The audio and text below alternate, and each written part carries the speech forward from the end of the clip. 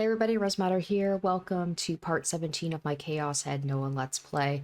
Last episode ended pretty crazily. So Sena and Kozue broke into Takumi's room, found the IR2 formula, and apparently that's a big deal. It really set Sena off, and she now wants to kill Takumi, but Rimi stepping in to protect me. And it turns out, shocker, except not really, because it was, foreshadowed at the very, very beginning of the game, that she is also a gigalomaniac. She has a D-sword as well. So, yeah. Now it's like she's been trying to protect me. She's been trying to keep me from learning things. It seems like she's been trying to tell me that the NewGen murders are nothing to do with me. It's like she's just trying to keep secrets from me. So, like, she's protecting me, but I don't know if I can fully trust her because she is also, like, talking to Shogun from what we saw. I don't know what to think about Rimi, but we do know now she's a gigalomaniac. She is shown that to everybody now, and there's going to be a fight between her and Sena. So yeah, let's jump back into it. I'm really excited to see, like, with that revelation, how the story's gonna go from here. So yeah, let's get back into it. Overwhelmed with shock, Aoi Sena looked at the face of the girl that stood before her. That winged sword that had so effortlessly blocked the attack of her D-sword was clearly a D-sword itself. If the girl she now faced was not accustomed to wielding a D-sword, she would not have been able to block Sena's attack with such perfect timing.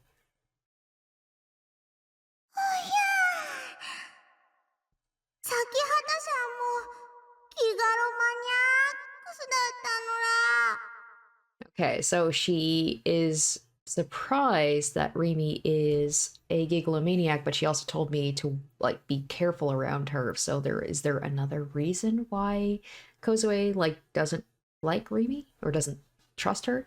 Kozue stared down at the three people from atop the container house as if she were a spectator. Her dangling legs swung back and forth again and again.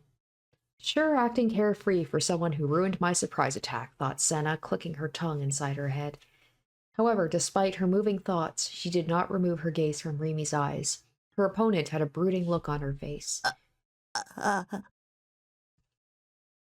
Nishijo Takumi moaned from behind Rimi, having sunk to the ground in a pathetic display. Like, how bad that all these girls are being the badass fighters and he still doesn't have a sword and he's got to be saved by everybody. Sena's target was ultimately him, so she had no intention of fighting with Rimi. Besides, this was no manga, nor was it an anime, so a D-sword battle was not a particularly realistic thing to occur. その男が何をしたか知っているのか ?IR2 という公式を。知ってるよ。 Okay, so she knows about it. Sena had been interrupted by a quiet, sorrowful, I can't say that word, yet decisive response. Upon hearing that, Sena tightened the grip on her D-sword. それならタクを覚醒させればもっと大変なことになる。 Okay, is this why she wants me to disappear? Because, like, I'm potentially the catalyst for something really big to happen? その前に殺す。 Is this why the Nozomi group seems to be, like, are they behind everything? They seem to be, like, specifically coming after me because they want me to awaken to, I don't know, restart the world. So that's what that dude seemed to say, like, when he was looking over Tokyo, to be like, oh, this place, we need to, like, purge it or restart it or something. あなたには無理だよ。 Sena decided there was no point in talking further. She brandished her sword in a lie stance. Before her, Rimi stood readily. Nishijo Takumi lay about 5 long strides away from her. At this distance, it would take 3 seconds to resolve things completely. Without hesitation, Sena rushed towards Rimi from the front. Aiming straight for the girl, she swept her D-sword toward her flank. Rimi attempted to block it like before, but Sena's strike had been a feint. Her sword passed through both Rimi's sword and body. She had released the real boot. At present, Sena's D-sword was no more than a delusion. It could touch nothing, it could cut nothing, it could kill nothing. But that had been her very aim. Due to having twisted her body to block the attack, Rimi's reactions would be slowed. During that time frame, Sena had already slipped past her and made it 2 steps closer to Takumi. He real booted the sword once again in an instant. This is it. Takumi faced Sena with eyes of fear as she effortlessly real booted the sword. With her D-sword that had once again become real, she moved to pierce Takumi's heart. Sena. Oh, who did? A figure flew past the corner of her vision. The instant she heard its voice, the girl, fiercely shaken by it, missed her target. The tip of the sword grazed Takumi's leg and stabbed into the concrete. Sena slowly raised her head and then let out an angry growl. At the edge of the roof, their form lit by the backdrop of the setting sun, stood a single man like a phantom among the corporeal. I knew it! I knew it was going to be him. It's me. I bet that's me. His face was pale, deathly so. The pupil... Then again, it kind of looks like Sena. It almost looks like maybe the hair a little bit. I don't know. The pupils that resided within his sunken eyes were surrounded by bloodshot whites. His head hung toward the concrete, his face without expression. I'm guessing that's probably me from the future. The instant Sena saw the man, neither Takumi nor anything else mattered to her anymore. The man Sena had chased after without end. Oh, that's right. I can't remember what his name was, but she said that she was after someone. Her sole object of hatred. The man that had abandoned her and betrayed... Oh! That's her dad? The man that abandoned her and betrayed his family entirely.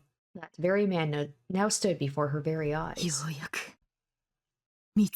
Said something about abandoning the family, and I said it kind of looked like he looks kind of like Sena. Sena took a step toward the man, gritting her teeth to hold back her overflowing hatred. She once again brandished her D-sword. Another step forward. Maybe it's thought. Maybe I don't know what to think of this guy. お前の母さんを生贄に捧げるしかなかったんだ。黙れ。母さんの最後はとても安らかなものだったよ。だからセナ、安心してほしい。母さんのおかげで素晴らしい実験結果が出た。母さんは世界のために役立ったんだ。お前も母さんの功績を誇っていい。黙れよ! Blood rushed to Sena's head, rendering her no longer able to see anything other than the man who stood before her. She dashed. Does he have a sword too? It happened in an instant. She flew at the man's breast, closed the distance between herself and it, and sunk her D-sword deep into its center.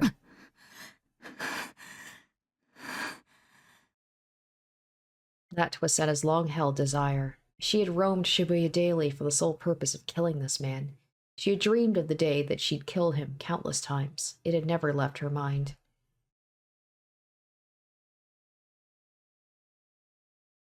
I wonder if he's actually dead, though. She went to remove her sword, which would grant her the opportunity to move away from the man. Before her sword could come free, the man wrapped his arms around Sena and gently embraced her.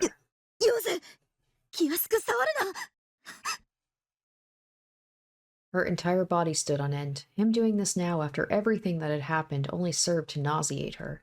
Long ago in the distant past, the bond of family between Sena and the man had been severed.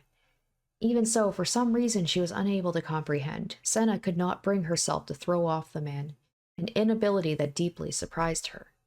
His warmth and large chest, the deeply real presence of her father, her hands dyed in red. Well, there goes my belief. I was so sure. I'm like, that homeless guy, that's Takumi from the future coming to warn us. And the fact that he knows about me, I thought for sure it was like my character from the future coming back to tell people about myself. But nope. I think maybe I'm a little bit too influenced by Steins Gate. There has been mention about time travel in this game. Somewhat. 私はこんなの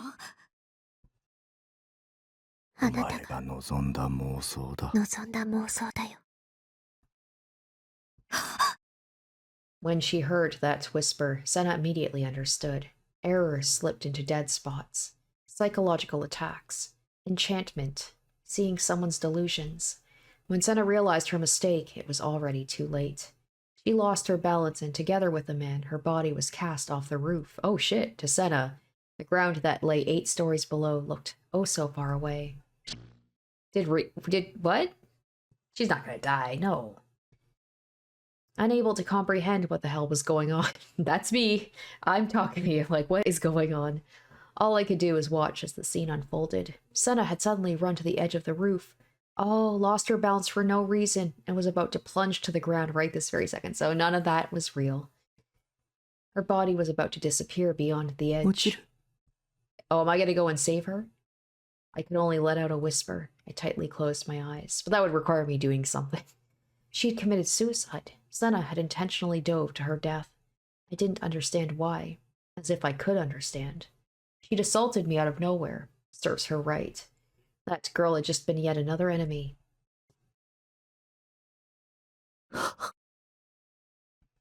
No matter how long I waited, the resounding splat of her body hitting concrete did not come. I timidly opened my eyes and tried to see what was going on. Sena wasn't falling. Instead, she was on her knees. Rimi stood right beside her. She was holding Sena's arm. Had Rimi saved her?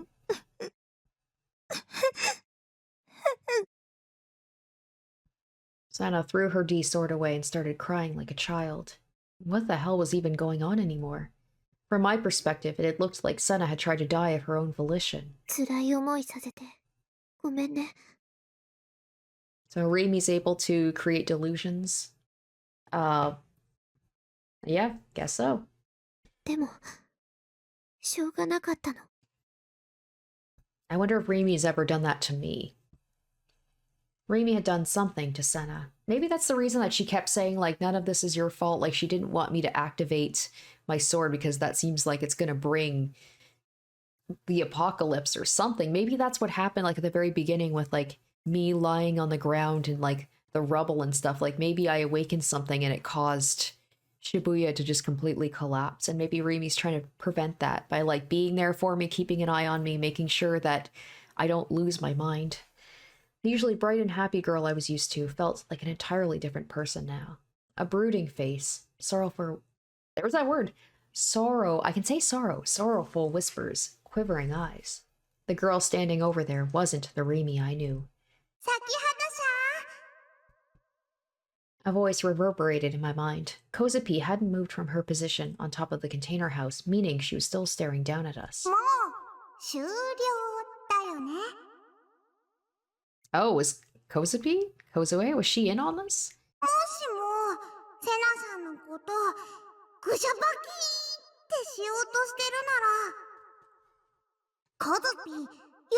never mind. Never mind.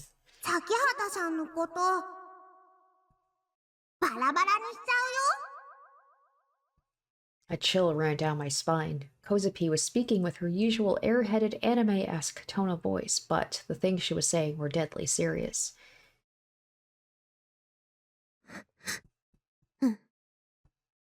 もう終わり。もともと、葵さんのことどうこうするつもりはないし、タクの前から消えてくれるなら、このまま解放する。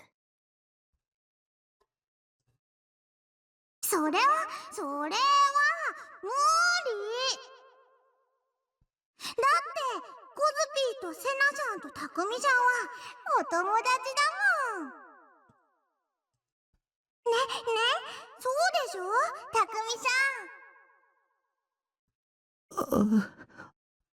The gears in my mind refused to move. If someone told me that everything that had just happened was a dream, I'd probably believe them just like that. Come to think of it, why had Sena attacked me so suddenly? Was Sena my enemy after all?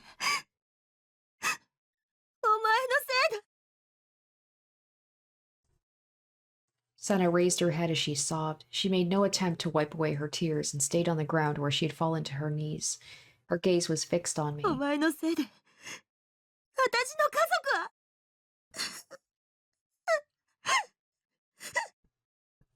I was completely bewildered. She was launching nothing but raw emotion at me. What the hell did she think I had done? I hadn't done anything. I hadn't screwed with anyone's lives, and I certainly didn't know a damn thing about Sena's family. I was harmless as could be. 無害だと。 She'd read my お mind. 前が生み出したものが世界を滅ぼすかもしれないっていうのに。 Destroy the entire world? More Chuny shit again. I turned my gaze to Rimi for help, but she had her back to us. She stared vacantly at the darkening sky. 無駄だよ。 Her figure, her voice, was the sheer loneliness they gave off merely in my imagination? タクは何も知らないから。 With that statement, Rimi spoke as if she knew everything there was to know. ふざけるな。 Does anyone want to, fill me in on what's going on here, please? 今渋谷を襲っている混乱は全部あの公式が発端なんだぞ。 Formula. それ以上言わないで。タクは本当に何も知らないの。 From the sounds of it, she was talking about me, but I couldn't follow the conversation at all. 公式ってこれのこと？ Kozupi leapt down from the container house, holding my essay in her hand. She held out the back of the essay to us. I saw what I doodled on it back in elementary school. IR2. The chaos infesting Shibuya right now had started from this? Talk about an absurd accusation. There was no way in hell some random doodle could affect anything, let alone of that magnitude. I just doodled the thing on a complete whim when I was bored or something. Probably. It was a long time ago, so I didn't remember it all that well. But I did know there was no real meaning behind it. I just copied down the numbers I'd seen in a dream. It was a dream related to whose eyes are those eyes, which I had written about on the front. I'd used those words all the time ever since before I'd written it. And whenever I had, it would all take shape in my dreams, more and more. Within one of those dreams were those numbers. FUN の10乗かける INT の40乗イコール IR2。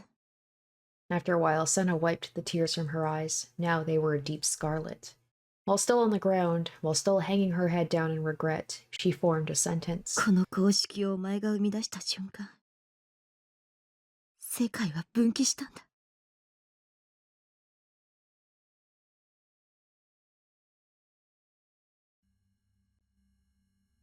ノア2に搭載されている中で最も秀でているのは中核システムに組み込まれたとある方程式です。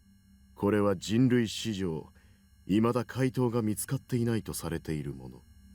ミレニアム7のうちの一つかね。 Oh, I've heard of those. Let's check that. Millennium Prize Problems, a series of 7 math problems that were published in the year 2000 by the Clay Mathematics Institute in the United States. The 7 problems had never been solved prior to their publication, and a $1 million prize was promised to anyone that managed to solve any of them. As of 2007, only one of the problems has been solved, and there are 6 remaining. That was interesting. So is this if I look this up on, if I Google this, this is an actual formula that's part of the Millennium Prize problem. I love that they bring things from the real world into it. It just makes it, even though everything in this is absolutely insane, it does kind of ground the story a little bit. 億単位の懸賞金がかけられているという数学界で未だ未解決の7つの問題か。いいえ、その7つの中には入っていません。ですが、実はミレニアム7はもともと問題が8つあった。公開前に1つだけ削除されたのです。So I solved it in my dreams? Where's my $1 million? それがノア2に組み込まれている方程式だと。削除された理由は？世界に最悪をまき散らす可能性があるためというところです。一体どのような数式なのだ？基本相互作用における電磁気力を想定した共鳴現象、それを表す計算式です。Fundamental interaction. In physics, this refers to any of the 4 basic forces that interact between elementary particles. These are electromagnetic interaction, gravitational interaction. Okay, gravitational. That's the GE rate. It's probably related to that. Weak interaction and strong interaction, a theory that explains all elementary particles and the 4 fundamental interactions in a unified manner has yet to be established. If such a theory were ever finalized, it's predicted it would be able to consistently explain everything from the subatomic scale to the far corners of the universe. これにより、特定の電磁パルスと受容体とが近接作用することで発現する未知の力が解明されました。各国が30年以上かけて開発し積み上げてきた沈黙の兵器の研究成果を一瞬にして過去のものとしてしまったんですよ。その問題に回答を見つけた者は神になるに等しいというわけだ。それを君が果たしたというわけかね。それはとても不思議な場所から見つかりました。子供の落書きというね。IR2 ノア2のいわゆるハードウェア部分はこの公式によって神に匹敵する能力を手に入れました。あとはソフトウェア部分に相当するギガロマニアックスのコードサンプルを集めればノア2は本格的に稼働し我々の望むもの全てを実現してくれるでしょう。かのアインシュタインが現代に生きていればと思うよ。彼は高い能力を持つギガロマニアックスだったと聞く。Oh my god, please that'd be amazing if there was a spin-off of like a bunch of historical figures and they have like magical swords. Just imagine Einstein with like his own D sword. Amazing. 家庭の話よりも現状がどうなっているかだ。ギガロマニアックスは世界中に数えるほどしかいないというではないか。大丈夫なのか？ The world's number of gigalomaniacs is few, but like 90% of them reside in one high school. すでに5人分のサンプルは確保しました。ノア2稼働に十分な数は集まったようだね。ならば結構。ただサンプルが多ければ多いほどノア2の能力は向上します。特にどうしてもサンプルを採取したいギガロマニアックスの少年が一人いましてね。だからといって計画の遅延は許されんぞ。ノア2の本格稼働はいつ頃になりそうなのかね。稼働前に最終実験としてサードメルトを行います。また地震を起こそうと？予測規模は？想定では関東大震災と同レベル。関東大震災クラスだと？マグニチュード 7.9 だったかな。現在の建築基準と免震対策レベルを考えれば町にかつてほどの大きな損害を及ぼすことはないでしょう。So is that possibly what happened at the end, or at the beginning, I should say, is like he set off a gigantic earthquake that leveled the city? だが犠牲者の数はファーストセカンドの日ではなかろう。およそ5000人ほどといったところです。少なく見積もってですが。問題が？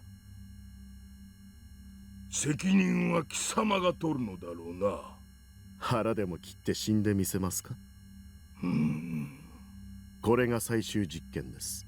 サードメルトが予定通りの成果を上げたとき、ノア2は完全なる完成を見る。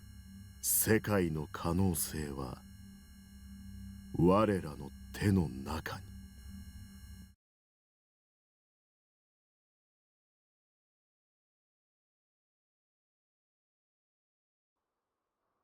この公式をお前が生み出した瞬間、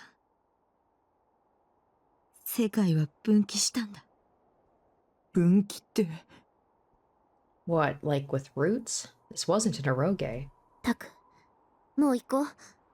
話聞く必要なんてないよ。Rimi pulled on my hand, pleading me to go inside my room. Her demeanor oozed feelings of desperation. Rimi was afraid of something. 葵さんが言ってることは全部嘘っぱちだし。嘘はそっちだろ。葵さん、もう帰って。タクの前から消えてよ。 Who should I believe? たかが数式になんでそんなに目くじら立てるんだよ。本当に何も分かってないのか。アインシュタインが唱えた E イコール MC の事情、これが発表されたことで核兵器が開発されるという未来が生まれたように。Okay, an equation in the theory of special relativity as defined by Albert Einstein. It stands for energy equals mass times the speed of light squared. This equation shows that mass and energy are equivalent. お前の生み出した IR2 もまた E イコール MC の事情と同じ、いや、それ以上の影響力を世界に与えている。 IR2 は沈黙の兵器を現実のものとした。沈黙の兵器。思考盗撮、視覚投影、五感制御。 Wasn't that the patented technology Sena had told me about before? The one that she was investigating? ギガロマニアックスは特別。いや、異常ではなくなる。これからはこの忌々しい力を誰もが自由に使えるようになるんだ。 IR2 を元に作られた装置によってな。もっともその前に一握りの腐った連中に独占され、人々は気づかないうちに家畜同然の立場になるよう洗脳されてしまうだろうが。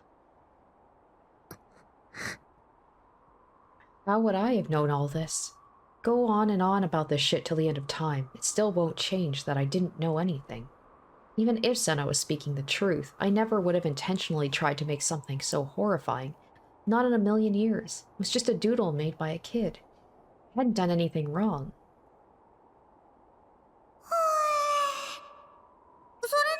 それならそのアイアーム2は IR2、 それはギガロマニアークスの力のことをキュッピーンって説明したものなんだ。やっぱりあのおじさんが言ってたのは本当だったのら。一番重要なのはその目、誰の目を生み出した少年なんだって。それってタクミちゃんのコートだったんだね。Kozapi spoke in a carefree tone. I would never be able to act as innocent as she could. Just like me, Rimi also showed no signs of answering. Sena, meanwhile, opened her eyes wide. Did she just, like, the thing is, she talked to, it was Sena's dad that she talked to about all that. Did she miss all that? What just happened? Oh yeah, I guess because nobody saw it, right? Only Sena was the one who saw her father in the delusion, and raised her head with a start. She rose to her feet, staggering. Why was her footing so unsteady? Did it have something to do with what Rimi had done to her earlier? 小杖、お前今なんて言った？ホビ？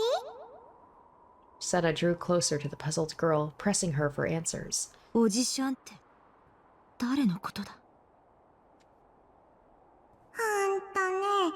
コズピーに理想度の大切さを教えてくれた人。東京に来て初めて話した人なの。なんかね、ふぎゅーって鼻つまみたくなっちゃう格好してて、へんてこなこと書いた板持ってたの。世界は終わるとかとか。なんでそれを早く言わなかった？そんなこと言われても。あいつだ。やっと見つけた。 Okay, so she knows, like, okay, so he's like a homeless guy with a sign, so I gotta find that. Me, Rimi, and Kozapi, the three of us, unable to understand what Sena meant, could only watch with confusion as Sena's blood-curdling demeanor boiled and bubbled. 私はやっとあいつを殺せる。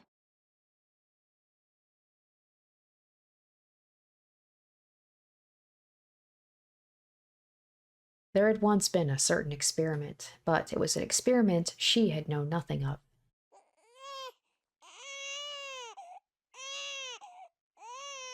She was a perfectly ordinary housewife and had been blessed with a second child in her womb before turning 40. Oh, okay, so she's got a sister or a brother Sena.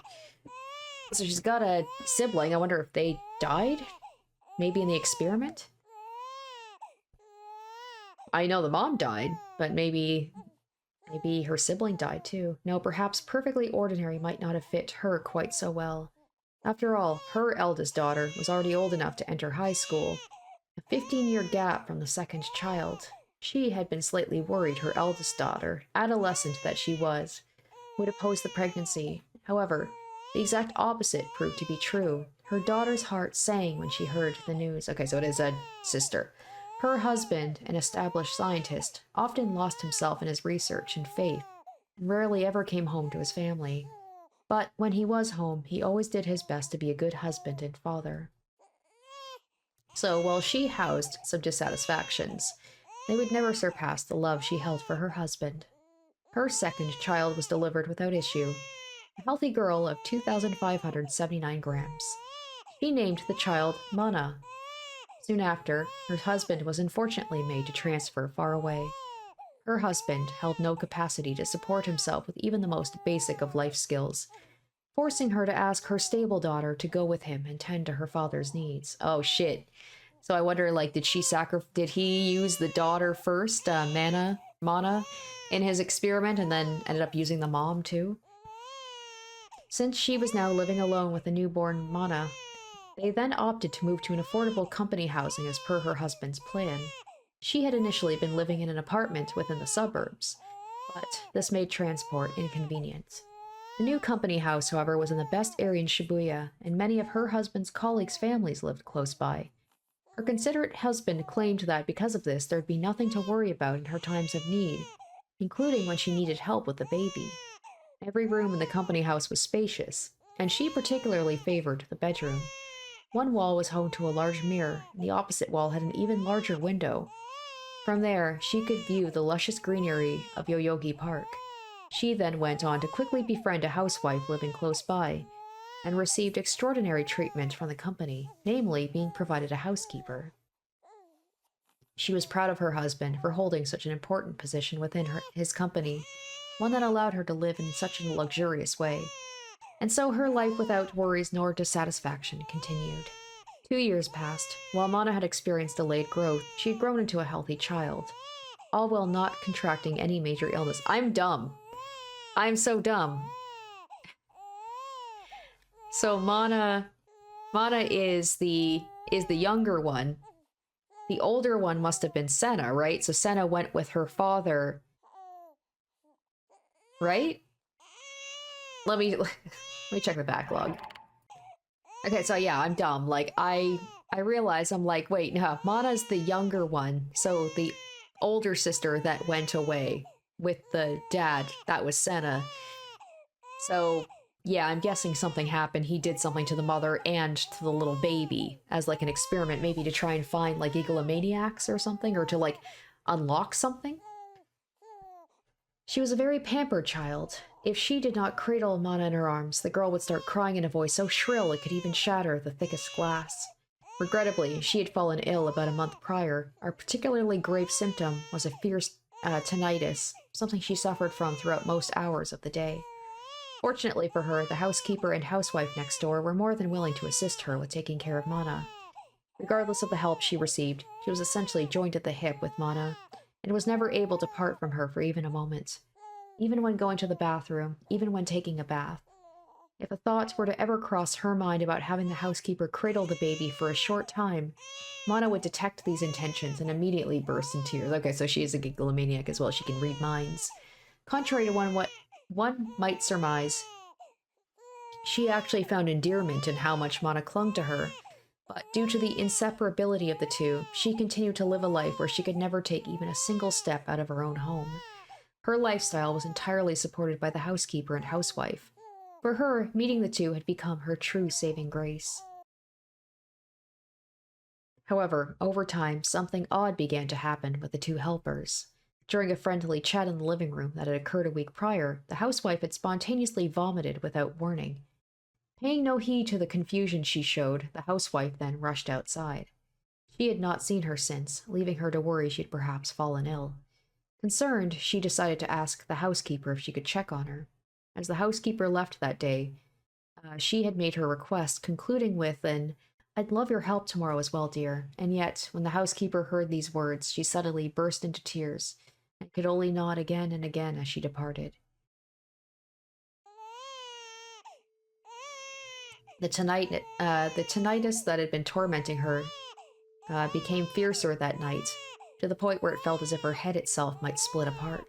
She tried calling an ambulance, but the line refused to connect.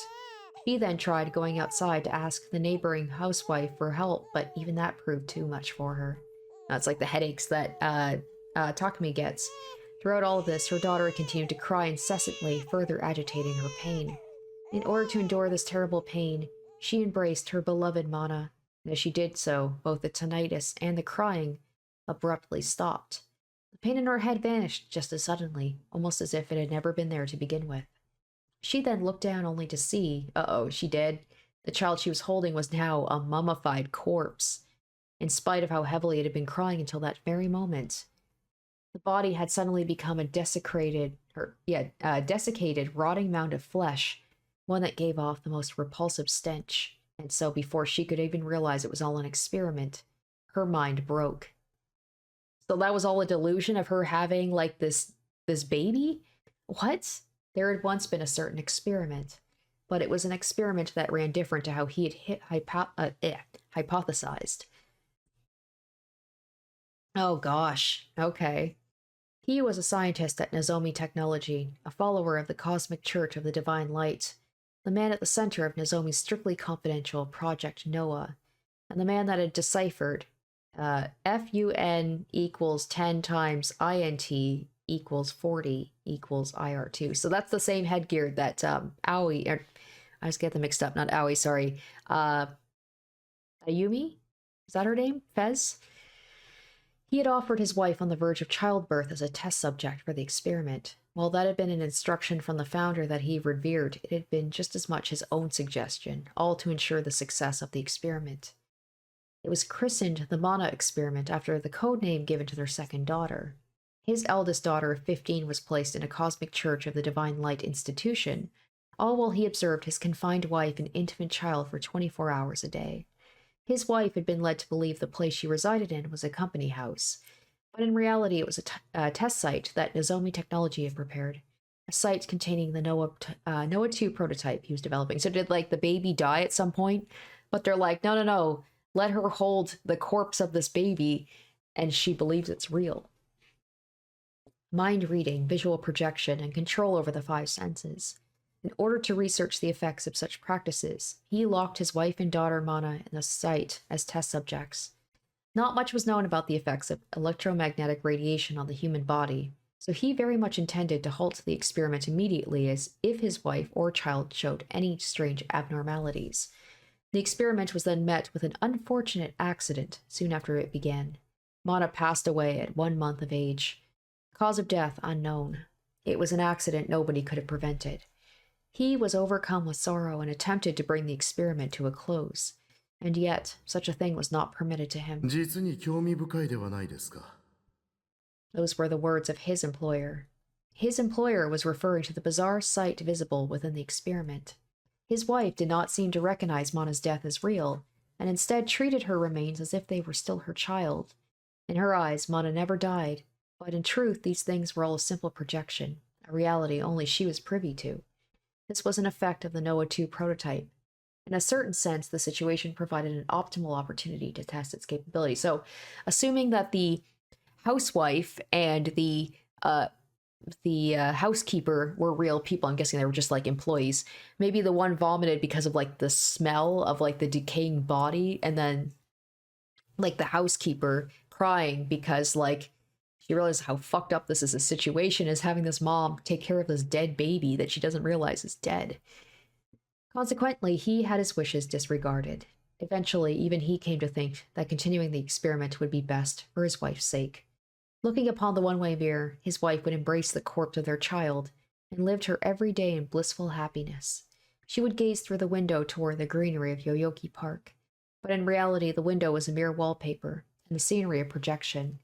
And yet she simply smiled at the view, all while gently tending to her child as she cooed. Staff belonging to the research team would take care of his wife, with one playing the role of a neighboring housewife, and the other a housekeeper. As long as the experiment continued, her mind would never break. As such, he told himself this was all for his wife's sake. Though in truth, perhaps his mind had broken far before his wife's ever could. At some point in time, his goal had changed from completing Noah 2 to forcing his wife to continue living an endless dream. After continuing the experiment for 2 years, his employer suddenly announced an end to the project. データは十分取れました。ノア2本格稼働は間近です。Yeah, this is really fucked up. この実験ももう続ける意味はないでしょう。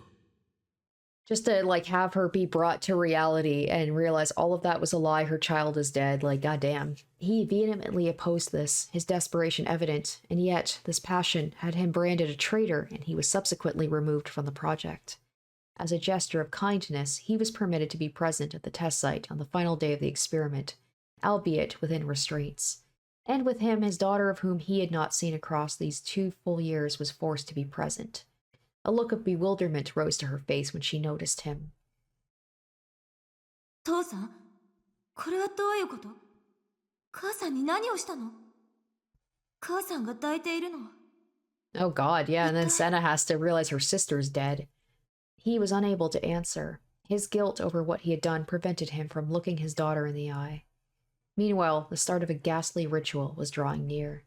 The housewife had long since become unable to endure Mana's rotting stench, and the housekeeper had left the test site in tears in response to his wife's words. Yep, exactly. Then the equipment was stopped. Oh god, are we going to see the mummified baby? I don't want to see that. The dream ended, and his wife broke.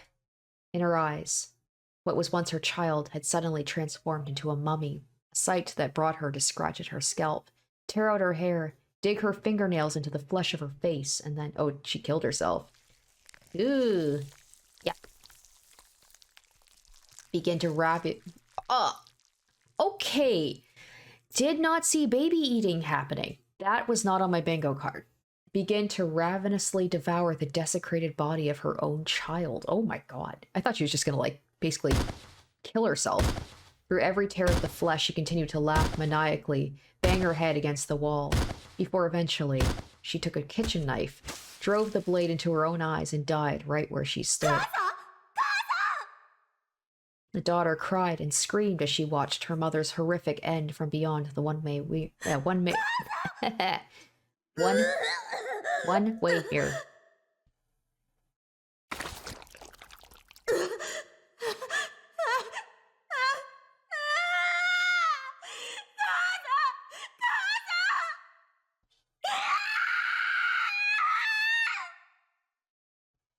His daughter was then taken away by 2 researchers, with one taking hold of each arm. He was not even granted the opportunity to pursue his only remaining relative. すまない。すまない。 He blamed himself for everything, believing he had reaped what he himself had sowed. Regardless of his reasons, when he had resolved to continue the experiment 2 years ago, it had been obvious how things would end. Mere days after bearing witness to his wife's death, he vanished. And now nary a soul knew of his current whereabouts.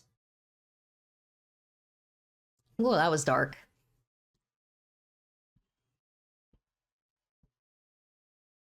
After everything had settled, Sena had gone on to interrogate Kozupi about something with bloodshot eyes, and then, after doing it for a bit, she ran off somewhere on her own. Kozupi had chased after her, but I, meanwhile, had just been staying put, still incredibly confused as to why Sena had become so obsessive all of a sudden. And now I was trudging to Shimo Kitazawa. My parents' house was only a short distance away. Walking from my base, it took less than half an hour. Could Nanami be there? Though not as busy as Shibuya itself, the roads of Shimo Kitazawa were fairly crowded. I was still being hit by the aftermath of that Esper debacle. Namely, some passers-by looked at me with mocking sneers, while others even took pictures of me on their phones. Overwhelmed by embarrassment and humiliation, I hurried along the road to home. ごめんね。 Rimi's eyes were pointed to the ground as she said that. She was walking a bit behind me, and in the time we'd spent moving along, she'd already repeated those words over 10 times. 黙ってて。ごめん。No matter how much she apologized, I had no way of answering. I didn't know anything about Rimi. Nothing had changed ever since we'd first met. And yet, she supported me. She stayed by my side. But at the end of the day, there was still so much I didn't know about her. Even so, I'd always brushed that issue out of my mind. Perhaps it was because something in me knew she wouldn't stay with me if I knew the truth. And that terrified me. どうして僕と一緒にいてくれるの I worked up the courage and asked her what was on my mind. I asked her the reason why she would stay with a guy like me. Was it because she was trying to lure me into a trap the entire time, just like Yua had? And yet, despite my suspicions, the answer she gave was nothing of the sort. あなたに目覚めてほしくないの。普通の生活を送ってほしかった。Didn't want me to awaken, like as a gigalomaniac? Rimi knew more about me than I did.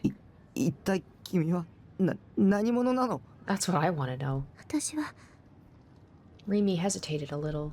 私はタクの友達だって思ってる。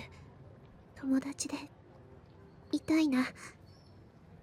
In other words, she was telling me to stop pushing, but there was no way I could stop there. 僕はギガロマニアックスなの。そうとも言えるし、違うとも言える。Which was it? Was she trying to dodge the question? 君は IR2 のこと知ってたの聞いたことがあるだけ。She didn't say from who. セナが言ってたのは本当なの嘘だよ。Lies. Telling me it was all lies was a lie in and of itself. I could tell just by looking at her. 君は I was about to ask more, but I held my tongue. Are you my enemy, or are you my friend? Depending on the answer, I might not have been able to stay with Rimi, so I didn't ask. If I pretended nothing had happened, I could keep on deceiving myself just as I had been up until now. That way may be easier for me, happier even. Okay, that was what I was going to do. I was going to keep being ignorant and keep living a lie told by Rimi. Rimi had saved my ass so many times already, so there was no way any harm would come to me if I did that. I deserved to live a normal life, just like she'd said. ありがとう I averted my eyes from her and swapped out my question for a few words of gratitude. 守ってくれてタク、 I couldn't think of anything else to say, so I just continued walking toward my parents' house in silence. My eyes were eventually met with a familiar alleyway. It was a quiet, secluded residential area. Every now and then I could hear the faint sound of a train in the distance. I'd known this specific chunk of scenery ever since I was a little kid.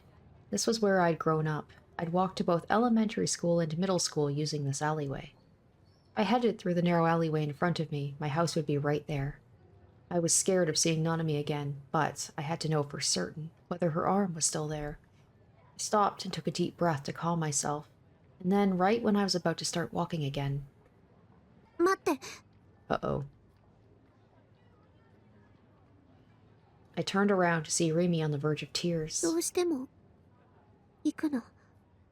Okay, so she knows I'm gonna see something I'm not gonna want to see, it seems like. ねえ、行かないで。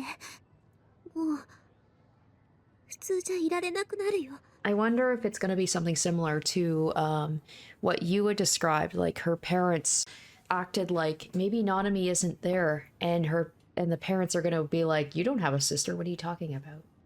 私そんなの嫌だな。 What was that supposed to... 帰ろう。あのコンテナハウスに帰ろう。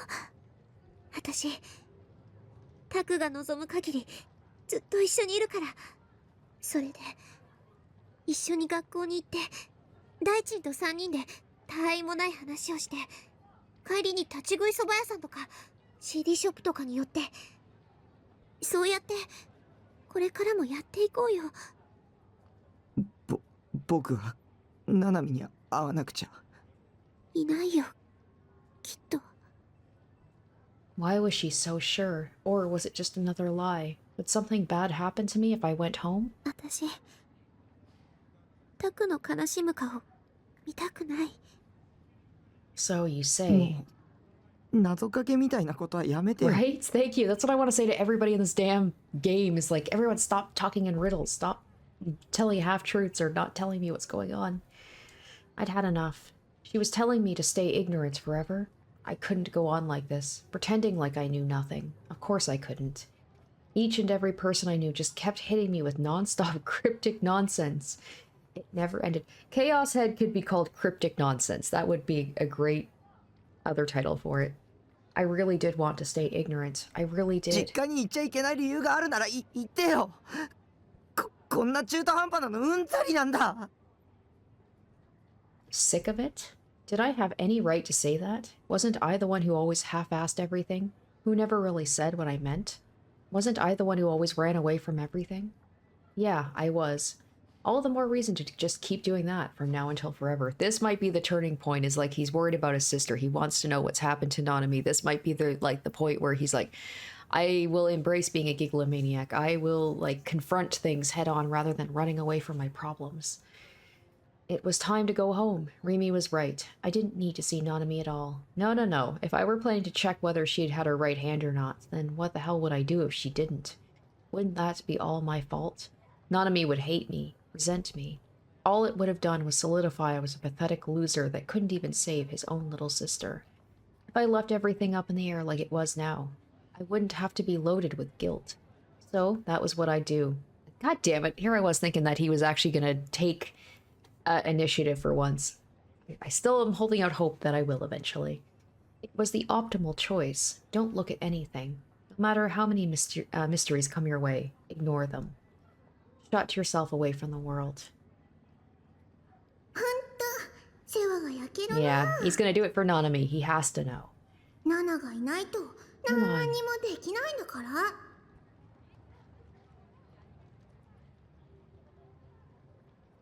ダメだ。 Nanami's cheerful voice popped into my ダメ head. だよ。 If I ran away now, I wouldn't be able to face Nanami for the rest of my life. I wouldn't be able to go back home for the rest of my life. タク。 Yes, there we go. He's doing it. I clenched my fists and stepped forward into the narrow alleyway that led to my parents' house. I was left in... I wonder if she's going to try and stop me with her blades. I was less than 50 meters away now. At first, I just sped walked. Then I started running toward the home I'd been raised in. 30 meters to go. 20 meters. 10 meters. 0 meters. The house gonna be gone? I'm half expecting the house to just not be there. Or the family to not be there. When I looked, the house I knew. Is it gone? It's there. Oh, it was gone. What? Was gone. Whoa. The name on the door plate was wrong. It wasn't Nishijo. In fact, the entire shape of the house was wrong. It was far newer and nicer than the home I'd lived in.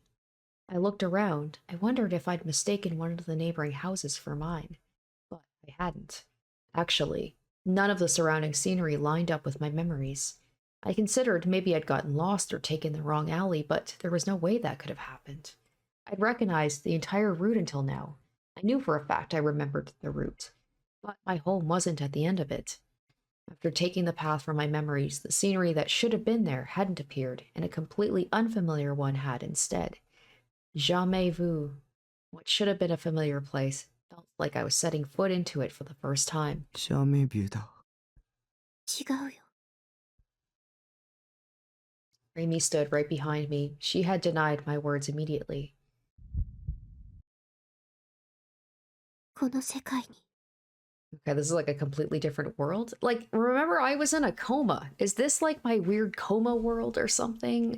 This is like a diverging timeline. タクの帰る場所はないの。 Okay. Okay. The sunset illuminated a lone corridor of the hospital. The lights were not turned on in the short period before night fell, rendering it fairly dim. Oh, there's the wheelchair. The clamor of dinner time from before had calmed, and an eerie silence descended in its place. Shogun was slowly traveling down the corridor in his wheelchair. The creaking of the wheels echoed throughout the empty hall. Many nurses passed him by, but none spoke to him, nor even so much as glanced his way. Acting as though this was perfectly normal, Shogun continued to spin the wheels with his hands, emaciated skin and bone as they were. When he passed in front of one of the rooms, a male patient known as Yamai called out to him. He pointed at him with his index finger, sounding a frantic cry. Together with Yamai, the nurse had a face of complete befuddlement. アミちゃんが帰ってきたよ。またお外に出かけてたんだ。いけないんだ。誰もいませんよ。 The nurse looked around, then looked at the man with a forced smile on her face. Despite the fact Shogun was passing through the corridor right before her very eyes, the nurse spoke as if there were no one there at all. また山井さんは私のことからかってるんでしょう。でも今日は騙されませんからね。アミちゃん、ラウミちゃん、タウミちゃん。 Yamai became increasingly worked up as he continued to cry out. Shogun simply ignored him and silently turned right at the end of the hallway. Is he gonna go into where that blank space is? Yep. The wall, which had been cream-colored up until that very moment, suddenly changed to black. And yet, even though that wall stood right in front of him, Shogun did not halt his wheelchair. Right before he was about to collide with it, the black wall suddenly vanished. It quite literally had vanished. After the wall disappeared, a hidden corridor appeared from beyond its past ring. Shogun continued straight through it. He traveled another 20 meters before finally reaching a true dead end. At that dead end was a lone door to a hospital room. Shogun opened the door and headed inside. It was the phantom hospital room, the ghost story whispered about for many years, the tale of a room nobody knew of, and the person hospitalized within it. The name written upon the nameplate was, "Is it me? Is it Nishijo Takumi?" Yeah.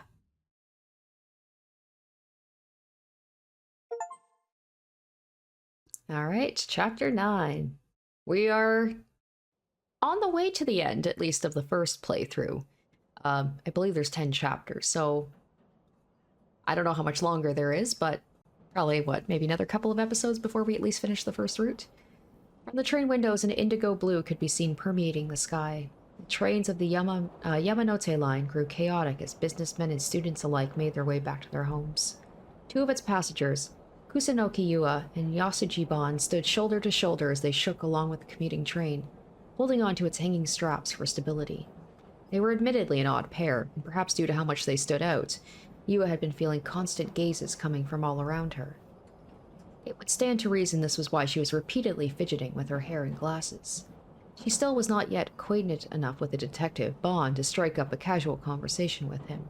She'd only met him a few days prior, after all. Shinjuku was only a single station away from Shibuya, and yet the 3 minutes it took to reach there felt helplessly longer than they should have. Ban simply stood silently, gazing out the window. He made no attempt to speak with Yua. Yua's current impression of Ban was he did not seem to be a bad person, but he was still somewhat frightening. She had met other detectives that were on the case involving her sister, but none of them had left an especially good impression. Perhaps that had left her with an unconscious prejudice against detectives, and by extension, Ban. Or so she'd concluded in her introspection. だから地下15階の番人倒せば隠しダンジョン行けるだろ。常識的に考えて。番人どこにいるかわからんなり。 Ever since the two of them had boarded the train at Shinjuku Station, two men standing near the door had been talking in an excessively loud manner. Regardless of her desires, Yua was forced to listen to those two talking loud as could be, all without an ounce of consideration for those around them. マップの左端の方だよ。一目でわかるだろ。番人。っていうか、番人と警官の区別つかないぞなもし。いやいや、どう見ても番人だろ。どこが警官なんだよ。番人は銃持ってねえよ。 Both of them wore plain clothes, bandanas, fingerless gloves, and bulging rucksacks on their back. Oh, rucksacks. Aren't they some of the guys that work with the Nozomi group? The two were a pair of so-called otakus. Whenever I hear rucksack, I think of like what that guy had, the electric thing on his backpack. Yua herself was interested in, and thus consumed both anime and manga, so it was not their appearances that left her surprised. She had simply never been to Akihabara before, so it was her first time seeing a stereotypical otaku, complete with the clothes and everything. Realizing her curious glances were quite rude, she quickly averted her eyes. In the seat directly in front of her, a high school girl with brown hair and a navy blue blazer was typing a message on her cell phone. Her gaudy artificial nails tapped the screen rapidly, and every time her fingers moved, her cell phone strap of a pistol swung back and forth. Naturally, Yu had seen the contents of her message. This was not through any fault of her own. The girl was holding her phone horizontally, giving everyone around her free rein to see everything she wrote. It was so easy to see, in fact, it was almost as if she wanted Yua to see it. Oh, okay. Oh my god. Let me try and decipher this. Okay, so like yesterday, went to a mixer with a co-op and he was so boring. Guy couldn't read the room at all. So annoying, like, oh my god, kill yourself. I'm guessing that's what it was. Despite being a high school girl herself, Yua could not even begin to grasp the contents of the message. It was possible it could have been Gyaru speak, but to her it looked like nothing short of a coded message. I'd be impressed with myself if I actually got that right. What does that say about me? All of a sudden, the voice of a child rang through the train's interior. Startled, Yua turned toward the source of the sound. A lone boy, about 5 years of age, stood right beside Bon. He held a squirt gun in his hand, its muzzle pointed straight at Bon. The boy even pulled the trigger, but no water came out from the end of it. Bon gave the child a big smile. His eyes, meanwhile, told a different story. However, despite the message Bon attempted to convey, the child showed no intention of stopping. Nobu-kun, yamenasai!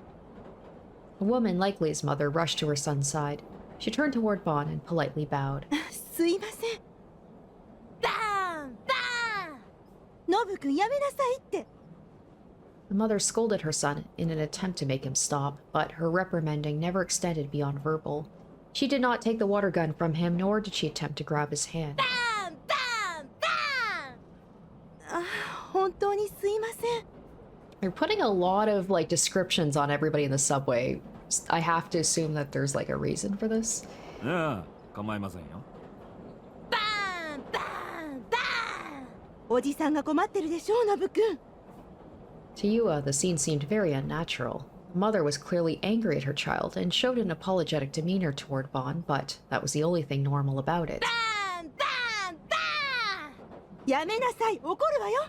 バンバンバン The boy remained completely indifferent and unresponsive, simply choosing to repeat the same word over and over again.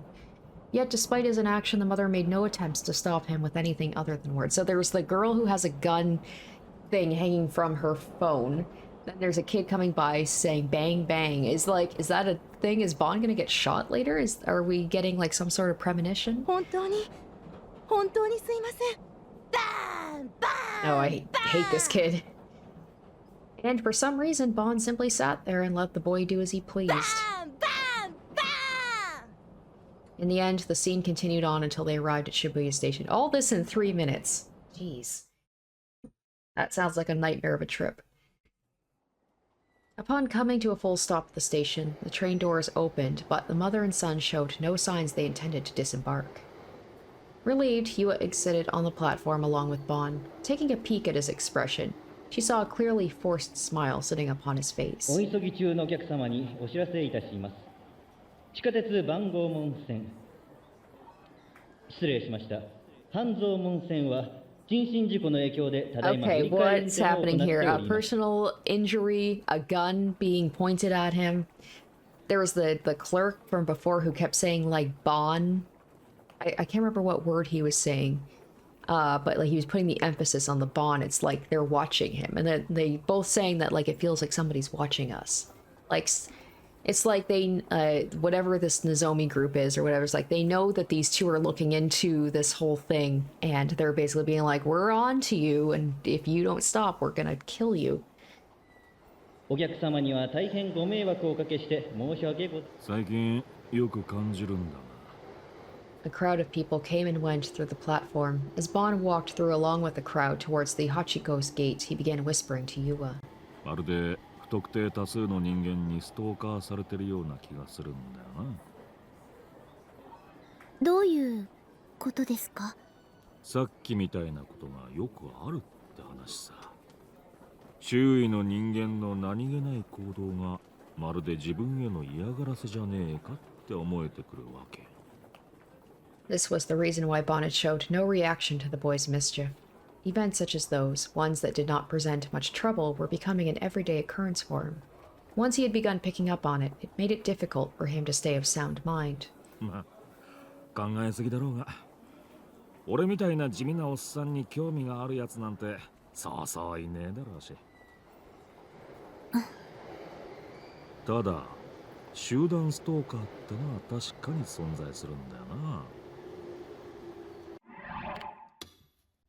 Gang stalking, an organized form of stalking. Despite what the name implies, it does not mean a group of people simply follow a victim. Instead, it refers to repeat minor offenses, often various forms of harassment, perpetrated against an individual by several individuals. In some cases, the harassment is done with such utter sophistication, the victim has no way to perceive the many incidents as connected.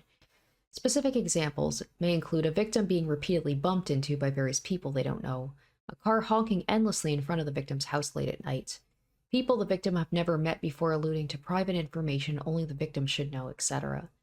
Even though each of these offenses are not a cause for worry when viewed alone, if they continue to occur several times a day over the course of several months, the victim will begin to deteriorate mentally. This eventually results in the victim growing terrified of everything around them, even the most mundane things that weren't actually intended to be a part of the stalking effort, and no longer being able to trust anyone. However, there is a very fine line between actual gang stalking and someone suffering from a persecution complex, so identifying gang stalking as such must be done with extreme caution. 普通のストーカー行為とは何が違うんですか？被害を受けてる側からすると、相手の意図や目的、正体すら全くわかんねえんだ。ただ、誰かに行く先々で毎日のように様々な嫌がらせを受けていると感じる。集団ストーカーってのはそういうもんだ。ただの考えすぎっていう可能性は？十分にあり得るだろうな。脅迫観念と紙一重だ。俺の場合はそうでもなさそうなんだけどな。ここ数日は相手もかなり直接的な手段に出てきてやがる。と言いますと？手を引けって脅迫する匿名の電話が何度かかかってきてな。For some reason, Bond laughed as he told her that. Yua, however, was frightened and wrapped her arms around herself in an attempt to bring her comfort. それ大丈夫なんですか？まあ、デカにはよくあることさ。Upon saying that, Bond immediately stiffened his expression and looked at Yua. ユアちゃんは最近そんなようなことはないかい？はい、ないと思います。身の回りでちょっとでも違和感を覚えることがあったらすぐにおじさんに言ってくれ。ユアちゃんの身の安全を守るのは警察の仕事だからね。It's so cute that he calls her Yua-chan, like he seems to have really warmed up to her. はい。Having listened to his words, Yua realized she was involved in something far more dangerous than she could have imagined.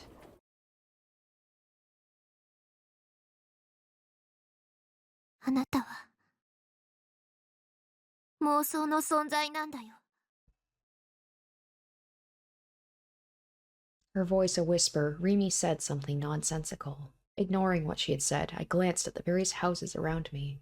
In this place well rooted in my memories, in this place I couldn't seem to recognize.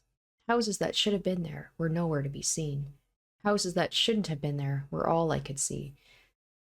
I've been mentioning about how why has the whole thing about his, then again, who knows if that's not a delusion either, but when he was in that coma, I was like, why was that never brought up again? I'm guessing it's probably this is the Nozomi group. Maybe he's got something on his head similar to what Fez had and what Sena's mother had, and they're manipulating his memories and creating delusions. I don't know what to think. The gap, the disparity between what I knew in my memories and the real scenery surrounding me was getting wider and wider. Yelling those thoughts aloud, I desperately denied the despair welling up in my heart. Yeah, there wasn't any gap, not in the slightest. I'd just taken a wrong turn. This wasn't the right street. It was just a misunderstanding on my part. There was nothing wrong with the world. To think otherwise would be ridiculous. Stumbling my way back down the street I'd come from, I burst into the neighboring alleyway. But just as I'd feared, between my memories and what I actually saw, something felt out of place. I realized my entire body was soaked in sweat. My eyes refused to focus, and my feet didn't feel well secured to the ground. All those feelings together hit me with an intense wave of nausea. なんでだよ。ここに、僕の家があるのは間違いないんだ。僕はいつもここから小学校にも、中学校にも通ってたんだ。小学校には、ナナミと手をつないで登校してたし、中学は自転車で。どこの中学校? So I'm wondering if this happened after that whole incident with the bus, like they realized, and then, you know, writing the IR2. It's like they found the kid and they're like, oh, he has the secrets to, like, changing the world. So, like, they took him, because he has memories of going to the hospital, right? I'm just like, so no middle school. So it's like, what, since elementary school, he's been holed up in a hospital room? Rimi, who had been following me, quietly asked a simple question. どこって。なんていう学校? そんなの決まってるじゃないか。地元の。It's, あれ、I couldn't remember. I'd gone to middle school. I had clear memories of it, but I couldn't remember any of the finer details. It was as if some intense haze was covering my mind. The name of my middle school, what class I'd been a part of, or even the name of my homeroom teacher. No specific names came to me. そんなはずないんだ。So elementary school, yes. So everything it seems like after elementary school were just like delusions or memories implanted into him. ただ、忘れてるだけで。タク、聞いて。あなたの記憶にあるのは、この場所に家がある、じゃなくて、この場所に家があるはずっていう思い込み。そうでしょ? My sanity was hanging on by a thread. だって僕はここに来るまでの道は覚えてるんだぞ。おかしいじゃないか。それは作られた記憶だから。 Stop making that face. Rimi's eyes were pointed straight at the ground, and she looked terribly sad.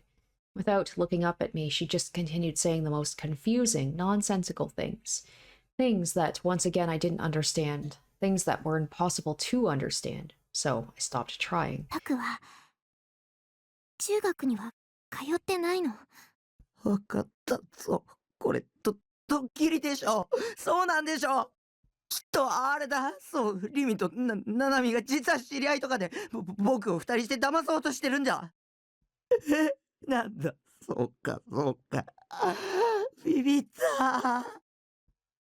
I tried my best to laugh it off, but Rimi didn't even so much as chuckle. ごめん。私、これからあなたを傷つけることを言わなくちゃ。タク、あなたはね、本来、いちゃいけない存在なんだよ。嘘つくな! She was just trying to deceive me. Rimi was my enemy, just like all the others. 貼り付けはリミの仕業だな! This is what she talked about, like erasing him, like he shouldn't exist. If that was true, then what had happened at the crime scene when I'd first met her hadn't been a delusion. The true culprit behind NewGen wasn't the man I'd seen on the hospital TV earlier today. It was Rimi. Oh yeah, they're brushing that aside about, you know, apparently finding the culprit. Like, what's that about? She had been monitoring me the entire time. She knew I'd witnessed everything, so she refused to let me out of her sight. Also, I would never tell anyone else what I'd seen. That was the sole reason she'd bothered staying with me all this time. 君はあの時血まみれだった。だから君が犯人だ。あれは、あなたの望んだ妄想。ギガロマニアックスの妄想はね、強すぎる場合、時に混じり合うの。妄想がシンクロするんだ。Calmly, as though she was talking to herself, Rimi spoke. And yet her composure only served to piss me off even more. Oh boy, okay. Ooh, alright, I feel like... 少なくともあの時、あの場所では、4つの妄想がシンクロしてた。 I feel like we need to go with the negative one. Maybe he's gonna like kill her in his delusion. Alright, let's go. タクと私とニュージェネの犯人と。信じるもんか。 Before she could continue, I cut her off. I then covered my ears and closed my eyes. これは妄想だ。そうだよ、妄想なんだ。いつもしているみたいな。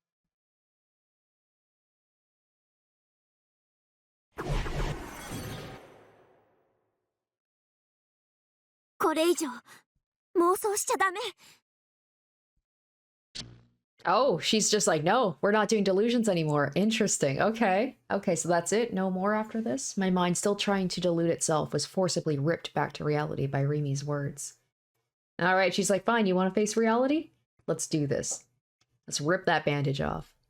出ないと私タクを消さなくちゃいけなくなる。殺すの？ A chill ran down my spine. My perception of Rimi, the girl I thought would save me, was rapidly spiraling. Now she was turning into someone completely unrecognizable to me. 殺すんだな。やっぱり君が殺人犯なんだ。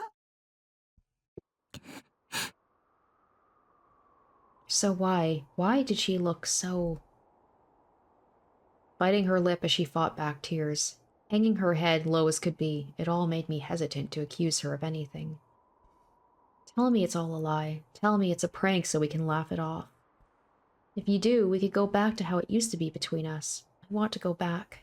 だったら僕は何なの？ギガロマニアックスの妄想によって作られた人間かな。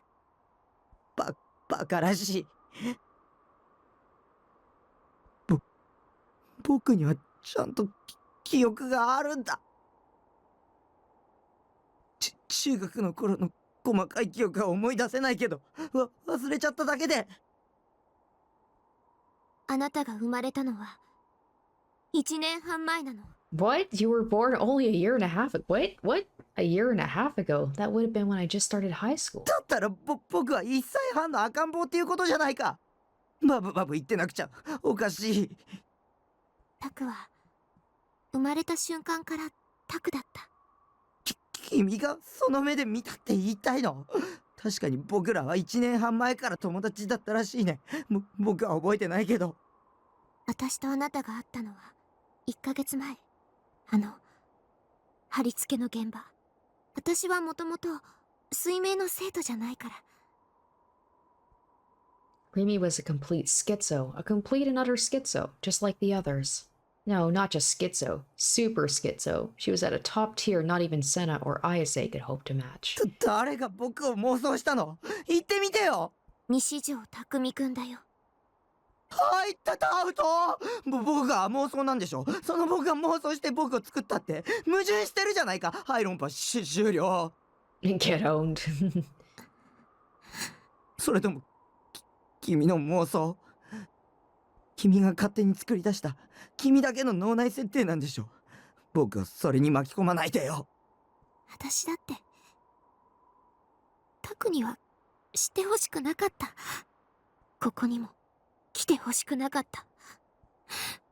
もっと強く引き止めればよかったね。 Then, gathering her resolve, Rimi raised her head and looked straight up at me. Her eyes glimmered with sincerity. It didn't seem like she was lying. She felt entirely genuine. でもここまで来たら本当のことを知ってもらった方がいいと思う。 But it wasn't the truth. It was a lie. It had to be. Otherwise, my last thread of sanity would snap. Besides, who would ever believe someone who suddenly decided to hit them with, oh yeah, BT dubs, you're a delusion. あなたの行動が他の人の命を削っていくんだって知ってもらった方が。そうだ。ナナミは？僕が妄想だったら僕と血が繋がってるナナミも両親も妄想ってこと？そんなの無茶苦茶。ナナちゃんはいるよ。 From the way Rimi talked about her, it was almost as if she knew her. ナナミを誘拐したのは君なの？似たようなものかもね。私はタクを守ることに気を取られすぎて、ナナちゃんが狙われる可能性を考えてなかった。私は誘拐 No. 犯のこと Okay. 知ってる。 She really was a demon girl. I was right. I'd always been right.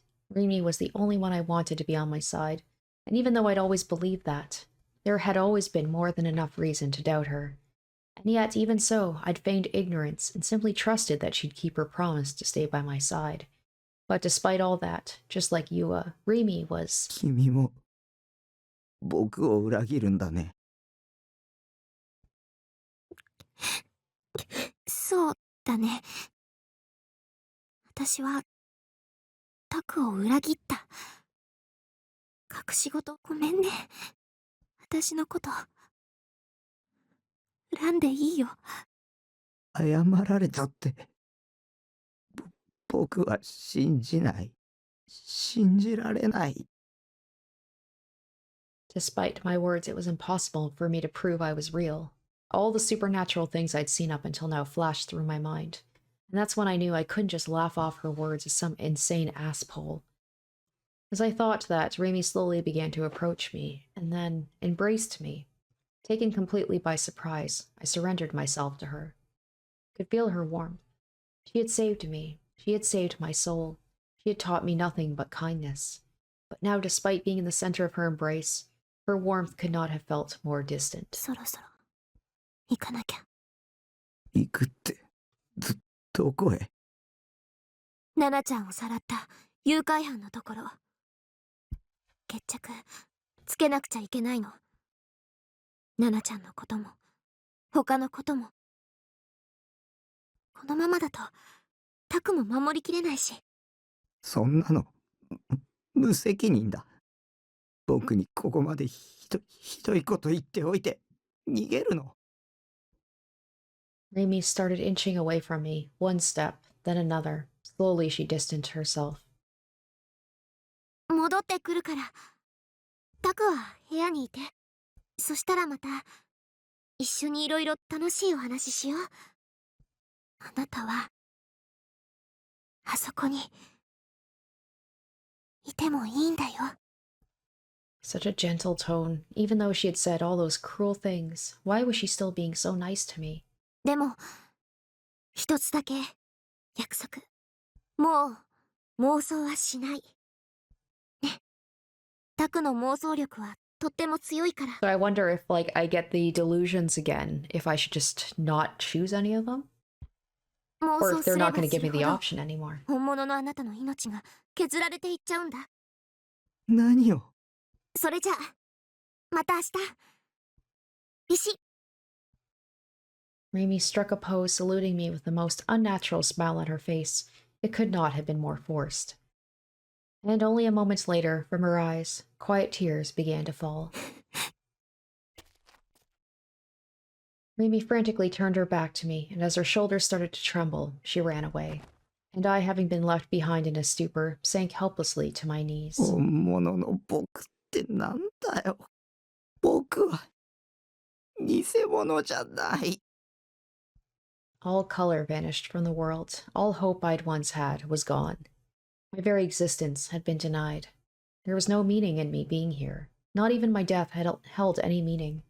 Rimi had left me, leaving behind a meaningless husk. She was my enemy. She had deceived me. And now, having said her piece, she had probably lost her final remaining reason to be with me. 戻ってくるはずない。 Rimi had abandoned me, but of course she had. I was a delusionary existence, according to her. A monster. Forget it. I didn't care anymore. With no willpower to even stand up, I just stayed there, still unable to organize my thoughts, incapable of crying due to the sheer shock. The twilight wind robbed me of all warmth, and the very little that remained of Rimi's faded completely.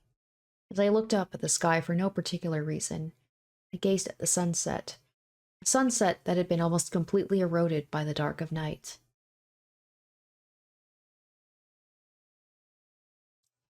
Okay, well, how is it that I got so many answers, but I'm still so confused at the same time? Apparently, I'm a delusion.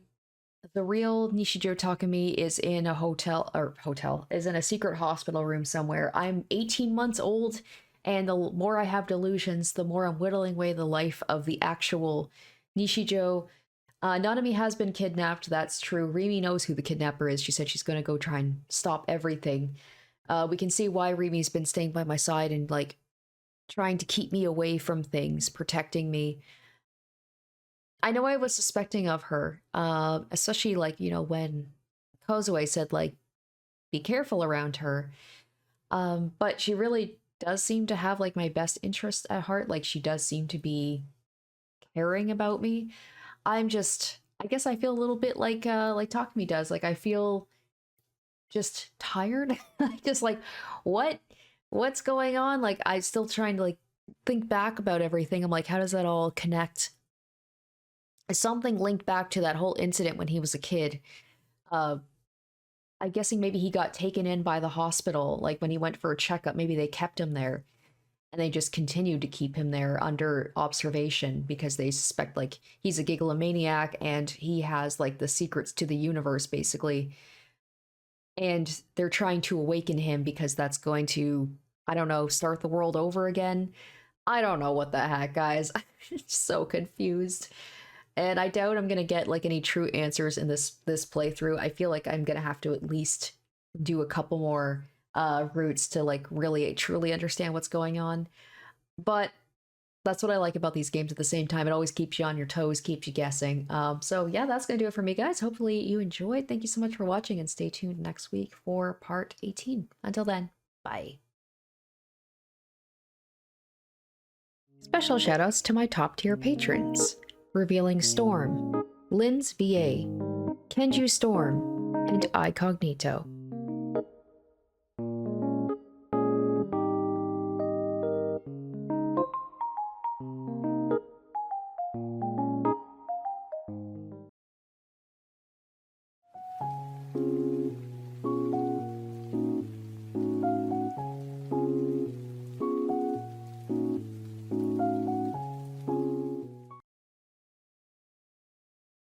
Special shoutouts to my top tier patrons: Revealing Storm, Lynn's VA, Kenju Storm, and iCognito.